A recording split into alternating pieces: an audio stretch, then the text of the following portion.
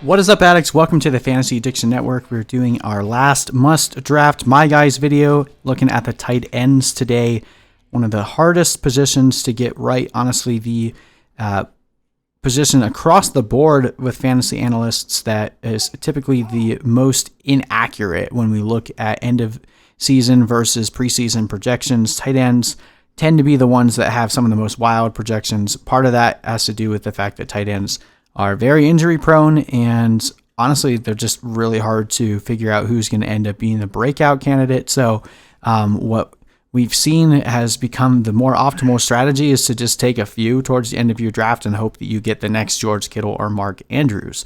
So that's kind of what we're going to look at here, and we'll get into that in a little bit more. Well, let's review real quick where we were in 2019, 2018. 2019 was a decent year for us. It took a little bit of a cheap route, but recommended taking George Kittle. Some people were saying that he was bound to regress. I said no, I was correct. He finished with number 1 points per game, finishes at the number 2 tight end overall, which is exactly where he was drafted. Evan Ingram is a bit interesting. He was 7th in points per game, but he missed a good majority of the season with injury.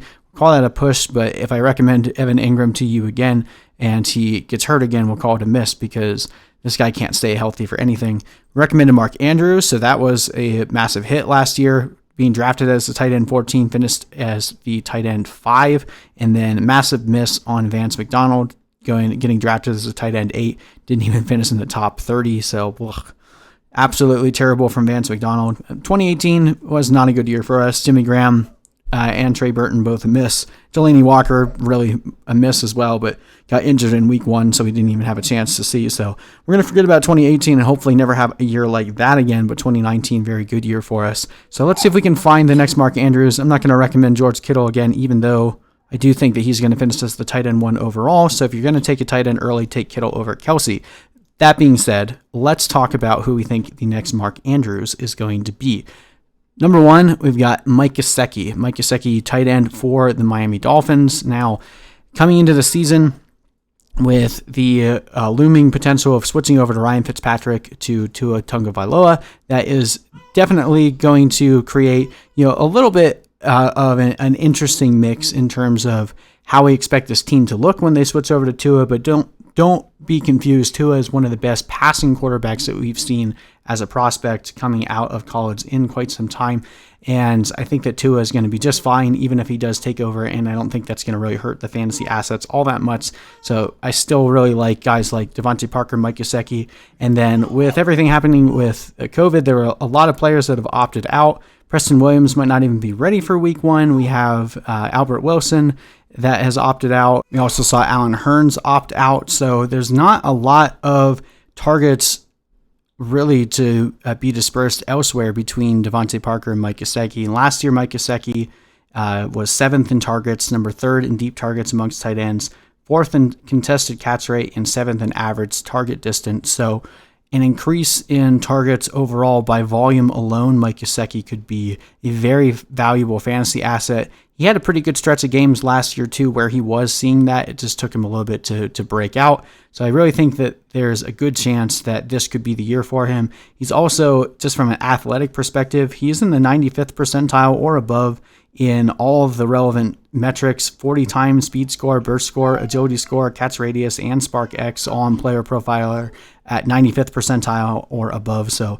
Mike Gesicki fits the bill of what you want in a potential breakout tight end. So he is my number 1 target this year. If I had to place money on who I think would be the next Mark Andrews type of guy that breaks out all over the place that you can get for cheap, Mike Gesicki is my number 1 answer.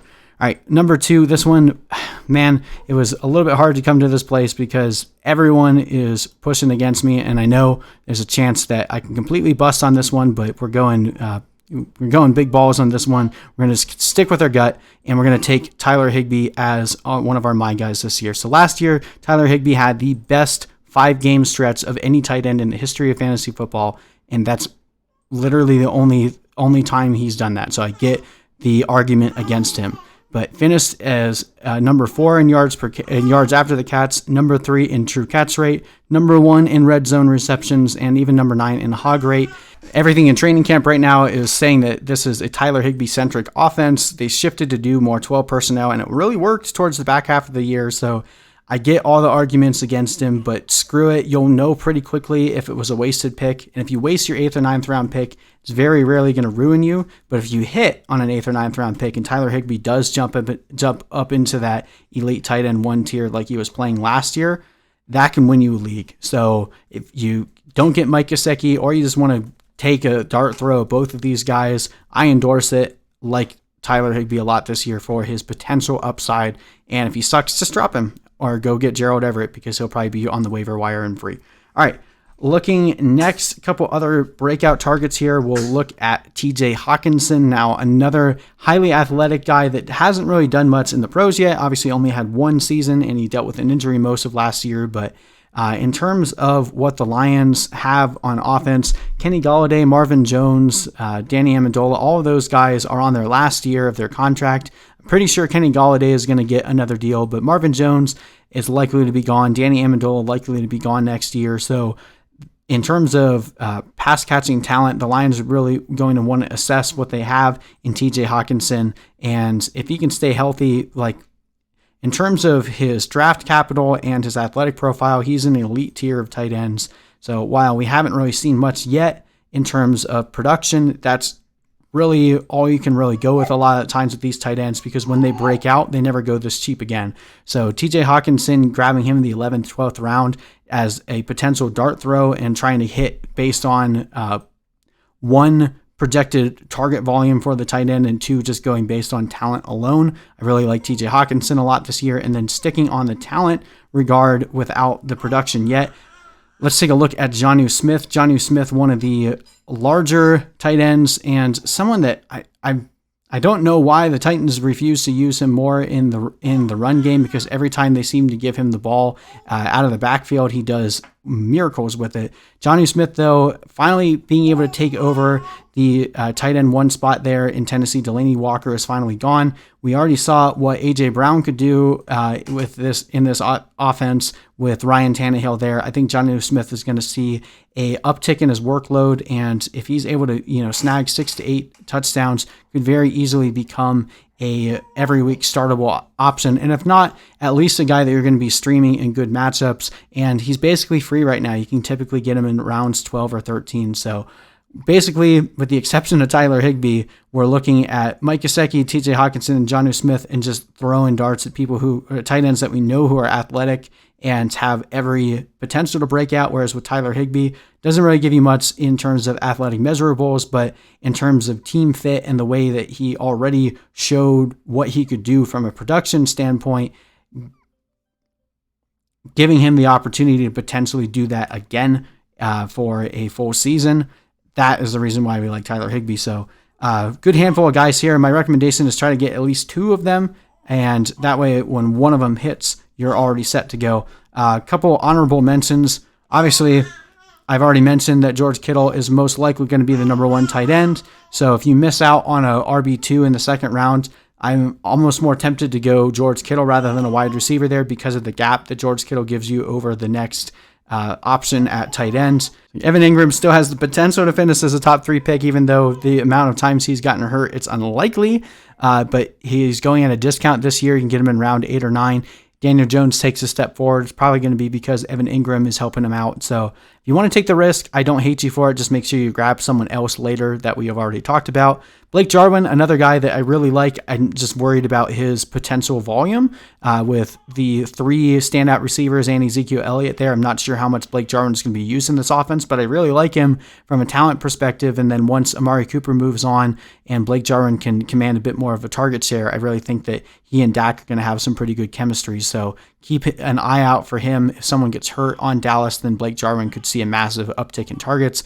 And then Greg Olsen for the Seattle Seahawks. Seattle has shown us in the past couple of years that they can really get a lot of fantasy production out of the tight end position. And while Will Disley looks like he's practicing, I'm not sure how healthy he's actually going to be. He's recovered from multiple career-ending injuries at this point, and he keeps coming back, but I don't really know if he'll be his old self. And at this point, like, Greg Olsen has been developing rapport with Russell Wilson over the offseason. There's been reports that Greg Olsen could very likely be the 3rd most targeted option in the passing game outside of Lockett and Metcalf.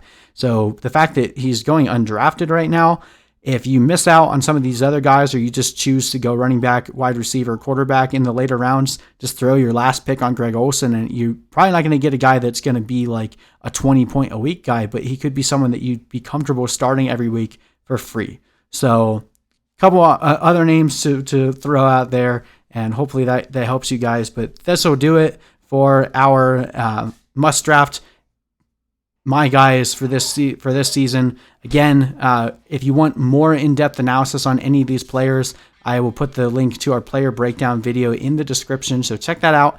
And thank you guys so much for watching. Hit that subscribe button for more videos, and we'll see you guys in the next one.